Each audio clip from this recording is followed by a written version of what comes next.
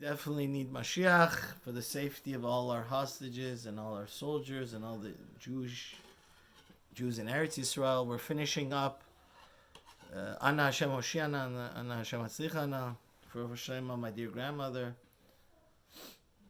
Parivat Chanumarav, and your grandfather, Yaakov ben Chorshid. Hashem should give shalom and refuah shlema to the entire world. We're going to do a short and sweet MESILAT YESHARIM, finishing up chapter 20. It says, so we just to retract again, it says that a Chassid should not go overboard. And Rabbi Tarfon was punished because he said Shema like Bet Shammai. And he says, Afal pi shemachmir haya. And Rav Matasyahu Solomon just brings such a beautiful ha'ara here in his Pirush.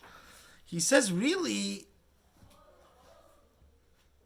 Rabbi Tarfon, because regarding Shema, Bet Shammai says that at night, in the evening, you have to say it lying down. In the morning, you have to say it standing up.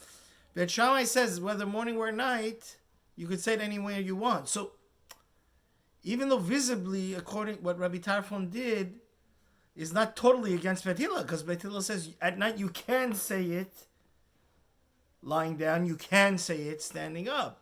But his motive was to disregard that the halacha was like Bet Hillel, and that's why he got punished. So he says that we know that through the Gemara in Eruvin, it's a whole sugya, that the halacha, there is two schools of thought. There's a constant debate in many of our Jewish practices and halachot. Is halacha like Bet Shammai or Bet Hillel? But we say majority rules. And since Bet Hillel was very humble, which is really matzah is the vitamin of humility. One needs to deflate his ego and not be so self-censored and narcissistic. Unfortunately, there's some people, only three things matter for them: me, myself, and I. That's chametz. We need to burn that school of thought. But anyways, regarding Bet Shammai and Bet Hillel, the Mamchal says something so heartwarming here. He says that it was unfortunate that there was a dispute between them, but finally, the yeshiva world and the Jewish Talmudic world came to the consensus that who do we practice like? Bet Hillel. And it says this is the whole existence of the Torah. If this wouldn't have happened, it would have been a great tragedy. It was sealed and dealed for eternity, the Ramchal says. That who's the halacha like for eternity? Bet Hillel. You could never change that. And he says this is very good, because if not, chas v'shalom lahavdil alfei abdollas, we don't want to be like the Sunnis and Shiites, right? We don't want to have like two different Torahs, right? Which means you have to understand how fundamental this divine providence was, this hashgacha pratis was, that halachas like Bet Hillel, because even the Reform and Conservative Judaism that accept rabbinical Judaism, they a little bit, unfortunately they're kaifer b'kol in hashgacha pratis, but at least they hold the rabbanans, they hold of Purim, they hold of that this idea. So it says it would have weakened the Torah. The Ramchal says, imagine half the Jews do like Bet Shammai, half the Bet Hillel. So the Ramchal says something in here that we have to engrave in gold in every yeshiva. He says, Yoter Hasidut hu lahachzik ke Bet Hillel afilu lekula. He says the most greatest Hasidut is to solidify and back up Bet Hillel's position rather than to be stringent like who? Bet Shammai. V'zeh lanu le'enayim. This is a golden path for us. This is our GPS. This is our guiding light. To do Bet Hillel? Yeah. How to do Hasidut, which means like this. They do it within the sphere of exactly. Which I'm going to give examples of it, but if your Hasidut is causing the community to fall apart, and look, World War III may be starting right now as we speak. Chas v'shalom. We need Mashiach very desperately, and the only thing that brings Mashiach is unity, right? So, and if I can quote the Ramchal, paraphrase the Ramchal, it's a great thing to have Chalav Yisrael and do like Pat Yisrael and do great chas and go to the mikveh every day. But what the Ramchal is saying is, Be'or ha'emet uve'emunah la'asot ha'yashar. If you really want to be on the right derech, real Hasidut, not in darkness, to be in the light of MS, right? Truth is the biggest Hasidut is to bring shalom in the world. Again, I saw something, and I'm going to talk about this in my Dvar Torah in a second on the Haggadah. Some people tend to forget that it says we have to be Ohev Shalom and Rodev Shalom. So again, it's going to start my halacha shir also. In life, we always have, sometimes we have competing themes, right? But the guiding light is that Rabbi Tarfon, because he was promoting Bet Shammai against Beit Hillel, his life was threatened. And the whole yeshiva told him you deserved it. Because the greatest Hasidut is to bring shalom, which means on the totem pole, there's many different wonderful things to do. But what's the grand thing that we need desperately? Shalom. So and I just want to say that Baruch Hashem, I was zeicha to be part of the Baltimore community. I was just there this week. And Rabbi Lopiansky, one of the greatest Bali Machshava and greatest Rosh Yeshivas, very choshev Talmud of the Mir, one of the grandest of all North American Talmidim that had the most shimush of Rav Wolbe, and the Rosh Yeshivas of the Mir, said he said in his opinion the last Kehila left in America, the last real community that has one heart and one Bet Din and one thing is Baltimore. And it's not a coincidence. It's part of Jewish history. Why is that? Because Rav Ruderman, the Baal Avodas Halevi, the founder of Ner Yisrael, he had a Kabbalah, Ish Mipei Ish from the Noda B'Yehuda, that says, Mutav Shiyamot Selam Behechal V'al Yar B'Machlekes B'Yisrael. Sometimes it's better,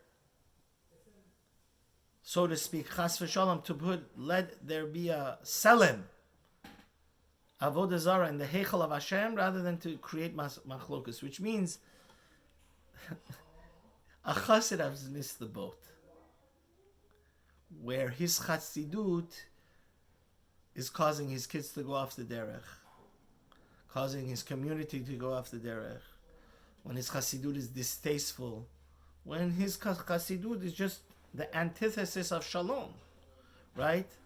And basically what the Rav Ruderman, Rav Yaakov Yitzchak Ruderman, Zechusa Yagan Aleinu, Rosh Yeshiva Zatzal, the Avodas Halevi was saying is we need to bend over backwards, like really, really stretch the rubber band to the max to have Shalom.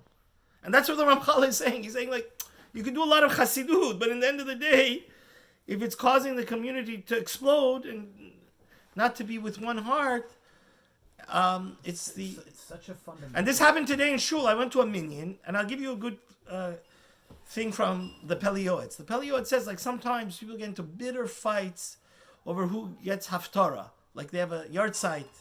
It's their father's hilula. It's the father's sal. It's the father's yard site. So he says the Peliot says this many places. Our great Hasid, that parenthetically only lived 43 years old. Did you know that? Rabbi Lezer Papa only lived to 43? No way. Yeah. He was like the Ari and the Ramchal. He lived very, very young. But he says like what Rav Steinman and Rav Shach used to say, to be mavater, to forgo your rights and to bring shalom is going to bring much, much more nachat ruach. Why do you want to say the Kaddish? Because you want to give elevation to the soul of the deceased, your father, mother, whatever, older brother, Bivach Nawashem, whoever. So if you're going to cause World War III in your shul over who says Kaddish, oh, I wanted to buy it, I'll buy it for 10,000, and then everybody gets mad. He says you should know, you're going to be... Mamish, the words of the Ramchal in practicality. We need to give concrete examples because sometimes Musar goes into the world of abstract. Anyways, regarding this, I'm sure there was a fight about it to happen right a few hours ago in Shacharit. And sometimes people people that don't learn Musar and don't have Shimush Tam Chachamim are pure Amaratzim, and the Ramchal is like the antithesis of that. That's why the Ramchal is saying like the biggest Hasidut is to bring Shalom. Like you've missed the boat totally. If your Hasidut is causing your family and wife to get mad at you. And I'll give you another beautiful thing regarding this Kaddish, because I've seen so many countless fights in my shul in my 21 rabbinical career. Like, who's going to become the Shaliach Sibur? So anyways, the issue over there is, Rabbi Machtov, my dear Chavrusa, said that he was shocked because he was his Rabbi Netaneli, which I call Hamalach, the angel Rabbi Eliyahu Netaneli Shelita, the great Mekubal of our city, LA, the Tzaddik of this city. He said it was his father's yard site. And he said, Chacham, why don't you go become the Shaliach Sibur? Why don't you, say Kaddish, go become the, lead the prayers. He says, I don't do it. He says, why don't you do it? He says, I learned from the best, from my Rosh Hashiva, Chacham ben Sion Abba Shaul. Chacham ben Sion, he didn't used to lead the prayers. So Rabbi Netaneli, Shalita asked him, he said, Chacham ben Sion, it's your father's yahrzeit, why don't you? He says, I hold Gadol Ha'ina Amen. When I'm Shliach Sibur, I can't answer Amen.